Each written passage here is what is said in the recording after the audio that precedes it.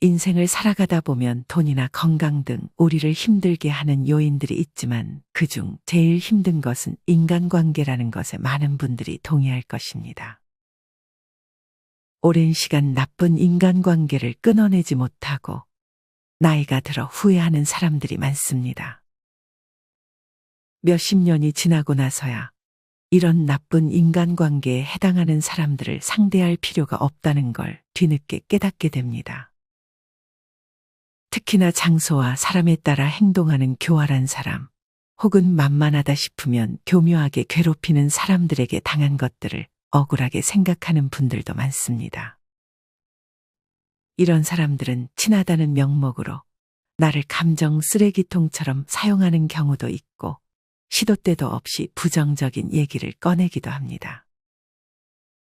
특히나 이렇게 부정적인 이야기를 많이 하는 사람과 같이 있으면 나까지 우울해지고 기운이 빠지는 경험을 하신 분들이 많을 것입니다. 또한 남을 까내려서 자기의 자존감을 높이려는 사람, 남을 잘 무시하는 사람은 경계하는 것이 좋습니다. 이렇게 도저히 잘 지낼 수 없고 사랑할 수 없는 사람이 세상에 존재합니다. 나쁜 관계를 끊어내는 것은 매우 중요합니다. 나쁜 관계 때문에 종종 우리는 좋은 관계를 놓치기도 합니다. 나쁜 관계에 해당하는 사람은 나를 자기에게 종속시키려 하기 위해 좋은 사람을 흉보고 나를 좋은 사람들과 떼어내려고 하기 때문입니다. 이렇게 나를 종속시키려 하는 사람은 교묘하게 내 심리를 이용해서 자기의 목표를 이루려 합니다. 우리는 이런 사람들의 의도를 파악하고 그에 맞게 대응해야 합니다. 그 전에 우리는 우리 자신이 왜 나쁜 관계를 끝내지 못하는지 그 이유를 먼저 알아야 합니다. 남을 아는 것도 중요하지만 그 전에 나를 아는 것이 매우 중요합니다. 첫 번째 이유는 매몰 비용의 오류 때문입니다. 매몰 비용의 오류는 사실 경제학에서 쓰이는 단어입니다. 매몰 비용의 오류란 현재 진행하고 있는 일을 계속할 경우 미래에 발생할 이득이 크지 않거나 오히려 손실이 발생할 것을 알고 있음에도 불구하고 과거에 투자한 비용이 아까워서 일을 중단하지 못하는 일련의 행동을 의미합니다. 이 말을 인간관계로 가져오면 내가 앞으로 이 친구를 만나도 별로 기쁠 것 같지 않지만 이제껏 이 친구와 보낸 시간이 아까워서 관계를 끊어내지 못하게 되는 것입니다. 대개 이런 오래된 관계를 끊지 못하는 이유가 여기에 있습니다. 이렇게 오래된 관계를 끊지 못하는 것은 사실 여러분의 잘못이 아니라 자연스러운 인간의 본성에 가깝습니다. 하지만 할 수 있다면 우리는 이 오류에서 벗어나야 합니다. 본성을 따라가는 것이 아니라 본성을 역행해야 합니다. 그래야 우리는 미래에 더 행복하고 자유로운 삶을 살 수 있게 됩니다. 두 번째 이유는 자존감이 낮기 때문입니다. 자존감이 낮은 사람들은 특히나 나쁜 인간관계에 끌려다니게 될 가능성이 높아집니다. 자신이 자신을 별로라고 생각하기 때문에 괜찮은 사람이 자신에게 다가올 이유가 없다고 지레 짐작하는 것입니다. 자존감이 낮은 사람들은 대부분 자기 주변에 나쁜 인간관계가 있다는 것을 인지하지만 이 관계마저 정리하게 되면 끝없이 자신을 낮추며 혼자 남겨졌을 때 큰 두려움을 마주하게 됩니다. 이렇게 혼자 남겨지게 되는 두려움으로 나쁜 인간관계를 끊어내지 못하게 되는 것입니다. 마지막 이유는 소시오패스의 특성을 잘 이해하지 못했기 때문입니다. 소시오패스는 자신의 목적 달성을 위해 수단과 방법을 가리지 않고 나쁜 짓을 저지르며 이에 대해 전혀 미안함이나 양심의 가책을 느끼지 않는 사람을 말합니다. 특히나 이 소시오패스의 특징 중에 하나는 교묘하게 다른 사람을 조종하고 기만한다는 것입니다. 나를 위하는 적 자신의 목표를 위해 나를 전략적으로 이용하려는 것입니다. 정말 잘못 걸리면 소시오패스의 의도를 파악하지 못하고 점점 이 사람을 믿게 되고 이 사람의 말을 따르게 되는 것입니다. 이렇게 따르는 기간이 길어지면 이미 소시오패스에게 길들여져 다시는 벗어나지 못하게 될 수도 있으니 큰 주의가 필요합니다. 이렇게 나쁜 인간관계를 끊어내기 위해서는 먼저 나를 알고 상대의 숨겨진 의도를 잘 파악하는 것이 중요합니다. 사람의 심리가 어떻게 흘러가는지 이해하고 이 이외에도 우리는 나쁜 인간관계를 구별할 줄 알아야 합니다. 의심이 과한 것은 좋지 않지만 그래도 어느 정도 사람에 대해 비판적인 태도를 유지하는 것이 좋습니다. 그래야 상대의 숨겨진 의도를 파악할 수 있게 됩니다. 앞서 우리는 왜 우리가 나쁜 인간관계를 끊어내지 못하는지 나 자신의 관점에서 그 이유를 알아봤습니다. 이제는 상대를 알아볼 차례입니다. 우리가 끊어내야 할 인간관계는 여럿이 있지만 그 중에서 교활한 사람, 계산적인 사람의 특징을 파악하고 이것을 통해 여러분의 나쁜 인간관계를 정리하는 계기가 되었으면 좋겠습니다. 첫째로 교활한 사람들은 다음과 같은 특징을 가지고 있습니다. 이런 사람들은 처음에는 친절하고 상냥하게 다가옵니다. 그러다 나도 호의를 보이면 그때부터 다른 사람의 이야기를 나쁘게 꾸며서 진짜인 척 뒷담화를 하기 시작하고 만약 자신에 대해 비판하거나 나쁘게 말했다는 얘기를 들으면 그 사람을 미워하기 시작합니다. 또한 다른 사람을 칭찬하는 것에는 인색하고 남을 깎아내리는 것을 좋아합니다. 특히나 직장에서도 이런 사람이 한 명쯤은 존재합니다. 처음에는 착한 척, 잘해주는 척 하다가 본색을 드러냅니다. 흔히 간을 본다고도 합니다. 한 사람 한 사람 다 찔러보고 만만한 사람에게는 함부로 하고 자기보다 세 보이면 친한 척하는 것입니다. 일도 편한 것만 하려 하고 쉬운 일은 열심히 하는 척하곤 합니다. 이렇게 교활하고 야가 빠진 사람들은 질투 또한 많습니다. 이런 질투를 잘 컨트롤하지 못하기 때문에 상대를 무너뜨리려고 교활한 수법을 쓰게 되는 것입니다. 이게 끝이 아닙니다. 교활한 사람들은 잘못을 했을 때 사과를 안 하고 변명하기 바쁩니다. 어떻게든 자기 잘못에서 벗어나기 위해 노력합니다. 교활한 사람들은 한치 흐트러짐 없이 자신이 정한 목적을 향해 나아갑니다. 상대방이 눈치채지 못하게 방법을 바꿔가면서 속입니다. 시간이 점점 흐르면서 목적이 드러납니다. 물론 이때쯤이 되면 눈치를 채도 이미 대응을 하기 힘들어지게 됩니다. 이렇게 교활한 사람들은 대개 소시오패스에 가깝습니다. 다른 사람의 감정 따위는 이들에게 별로 중요하지 않습니다. 혹은 나르시시스트일 수도 있습니다. 나를 위주로만 생각하는 것입니다. 다음은 교활한 성격을 가진 친구와 가족을 두고 있는 분의 사연 하나를 들려드리겠습니다. 저도 이 유형에 속하는 사람을 얼마 전 손절했어요. 한쪽은 가족, 한 사람은 친구인데 손절하고 나니 너무 상쾌하고 편했어요. 제가 정신과에 다니고 있는데 저는 거절을 잘 못하는 성격이에요. 손절한 가족과 친구가 이런 저희 심리를 교묘하게 이용하고 있더라고요. 물론 저도 잘못이 있어요. 제 잘못이 가장 큰 것 같아요. 가족의 경우엔 외롭다고 해서 다시 만났고 다시 저를 찾아줘서 고마워서 만났지만 계속 저 혼자 이용당하는 느낌이 들었고 여러 번 큰 사건이 있음에도 용서해줬어요. 그러다 보니 이번에도 그냥 잠수로 일관하고 사과하지 않고 있어요. 저러다 말겠지 하면서요. 중요한 건 엄마를 포함한 언니, 형부 다 같이 살다 보니 저 혼자 이상한 사람이 된 것 마냥 떨어져 있어요. 당분간 그들과 연락 안 하려고요.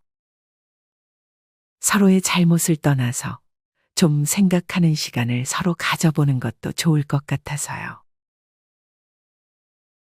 이처럼 지속적으로 상대가 나를 교묘하게 이용하고 있다는 느낌이 든다면 힘들겠지만 관계를 정리하는 것이 나를 위해 현명한 방법이 될 수 있습니다.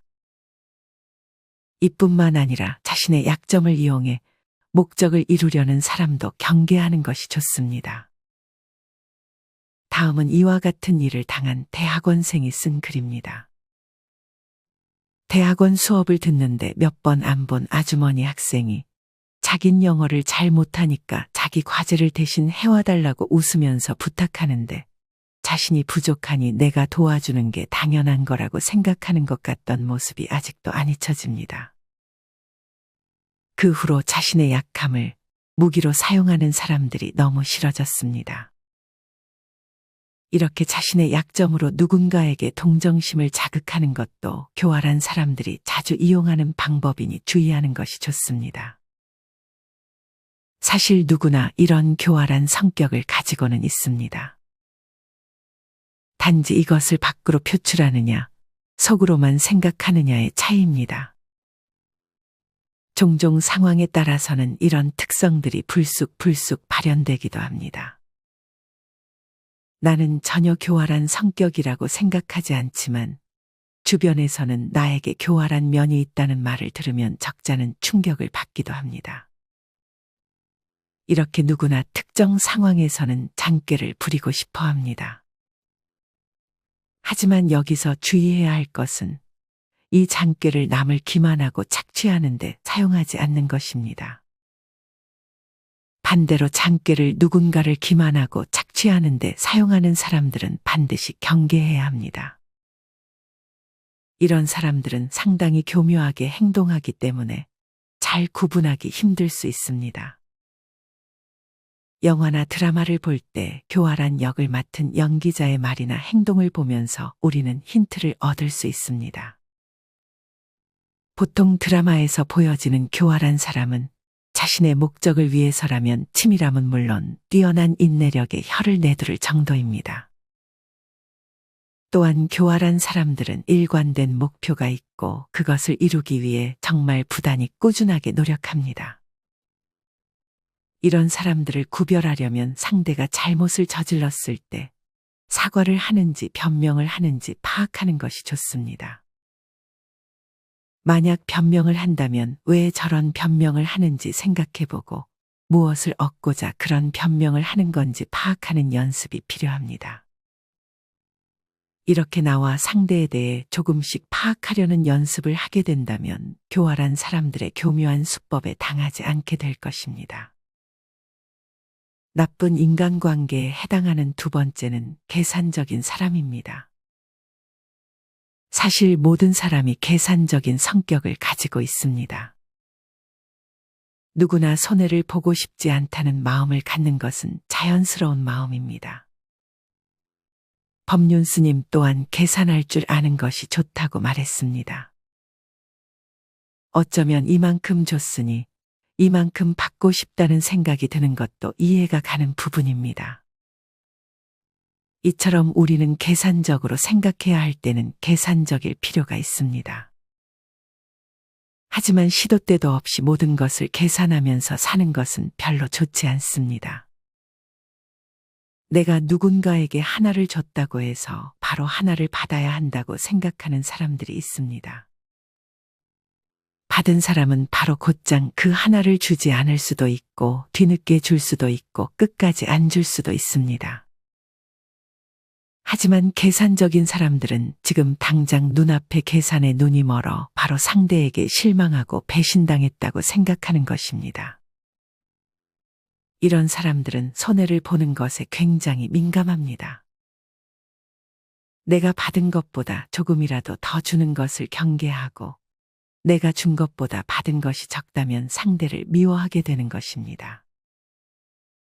이렇게 내가 무언가를 주었을 때 자기도 무언가를 받기를 시도 때도 없이 바라는 사람을 상대하기란 여간 까다로운 것이 아닙니다.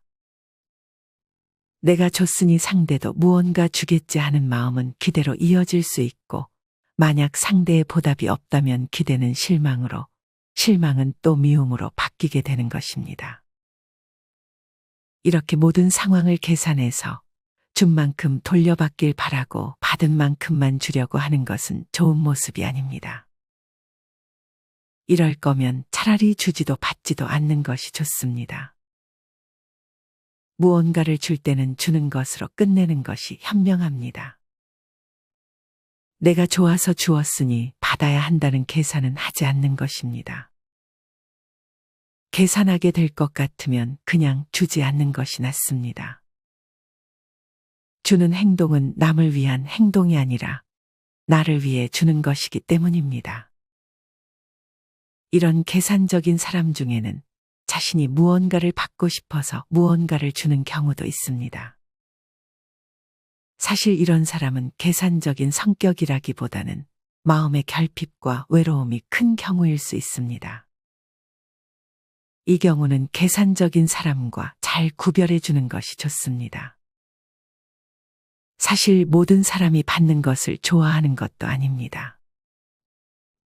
상대는 원하지도 않는데 내가 배려한답시고 무언가를 준다면 인간관계에서 결국 힘들어집니다.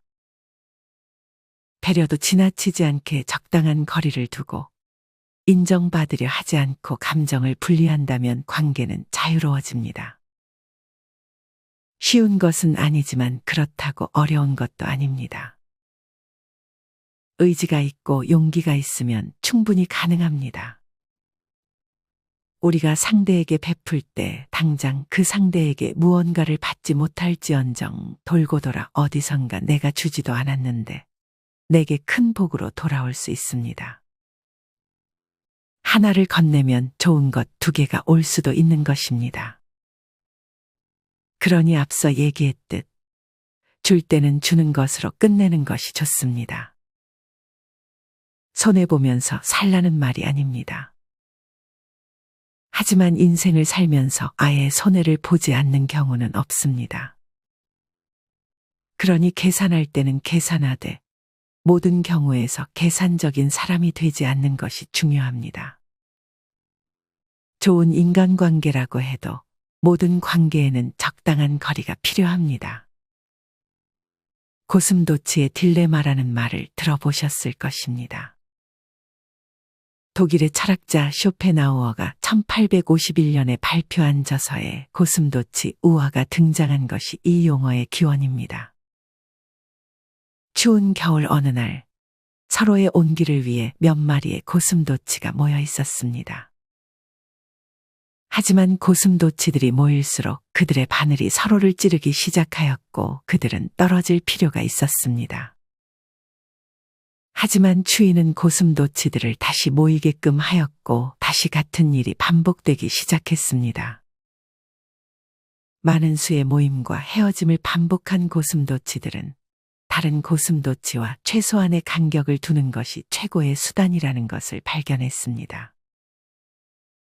이것을 인간관계로 가져오면 서로의 친밀함을 원하지만 동시에 적정한 거리를 두고 싶어하는 두 가지 모순된 욕망이 공존하는 심리 상태를 의미하는 것입니다.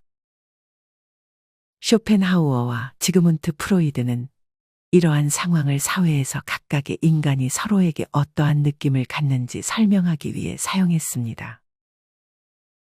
고슴도치의 딜레마는 인간의 관계가 비록 좋은 취지에서 출발하지만 인간관계는 서로에게 상처를 입히지 않는다면 결국 발생할 수 없고 그로 인해 발생한 관계는 서로에게 신중하고 약하다는 것을 설명합니다. 그러니 친구뿐 아니라 가족과도 이런 적당한 거리를 유지하는 것은 상대가 선을 넘지 못하게 하는 현명한 지혜가 될 수 있습니다. 인지심리학자 김경일 교수님은 어느 한 방송에서 어떤 관계든지 끝나면 빈자리가 생기기 마련이다라는 말을 했습니다. 나쁜 인간관계를 끊어야 하는 이유가 여기에 있습니다. 나쁜 인간관계를 끝낸 이 빈자리는 외로움이 아닌 해방과 자유로움이 됩니다. 이제는 나쁜 인간관계에서 오는 스트레스와 쓸데없는 시간 낭비를 던져버리고 자유가 생기는 것입니다. 그 빈자리를 좋은 인간관계로 대체하는 것도 좋지만 가장 좋은 것은 그 시간에 나를 위한 활동을 하는 것입니다. 사실 나이가 들수록 좋은 인간관계는 한두 명이면 아주 충분합니다. 좋은 인간관계가 전혀 없다 해도 괜찮습니다. 고독을 즐길 수 있는 시간이 더 늘어나기 때문입니다. 많은 분들이 나이가 들면 인간관계가 부질없음을 깨닫습니다. 혼자 되는 게 두려워서 놓지 못했던 관계들은 결국은 지치고 지쳐서 혹은 질려서 끝나게 되어 있다는 사실을 이미 알고 있는 것입니다. 관계가 끊어진 후에 느낀 점은 왜 진작에 끊어내지 못하고 시간 낭비, 감정 소모를 했을까 싶을 정도로 홀가분하고 후련한 감정을 느끼게 될 것입니다. 한번 끊어낸 경험을 하게 되면 그 이후에는 아니다 판단되는 관계는 칼같이 끊어낼 수 있는 능력이 생기게 됩니다. 이처럼 나쁜 인간관계에서 얼른 벗어나 자기가 이제껏 생각만 하고 아직 해보지 못했던 경험들을 얼른 하시길 바랍니다. 취미가 될 수도 있고 여행이 될 수도 있습니다. 인생은 꽤 빠르게 흘러갑니다. 나중에 하게 되면 정말 나중이 되었을 때 후회만 가득한 여생을 보내게 될 수도 있습니다. 오늘은 나쁜 인간관계를 주제로 내가 나쁜 관계를 왜 정리하지 못하는지, 나쁜 인간관계에 속하는 사람들은 어떤 특징이 있는지, 그에 따른 대처법은 무엇인지에 대해 이야기를 드렸습니다. 나쁜 관계를 정리하기 위해 내 내면의 심리를 이해하고 교활한 사람, 계산적인 사람의 숨겨진 의도를 파악하여 내 주변의 나쁜 인간관계를 정리한다면 그 빈자리는 좋은 인간관계 혹은 나만의 자유로운 시간으로 대체될 것입니다. 오늘의 영상 내용을 여러 번 보신다면 여러분들이 더 나은 여생을 보낼 수 있을 것이라 확신합니다. 이상으로 오늘의 영상을 마치겠습니다. 우리 모든 구독자분들의 행복한 노후를 응원합니다. 다음에 더 좋은 내용으로 찾아뵙겠습니다. 감사합니다.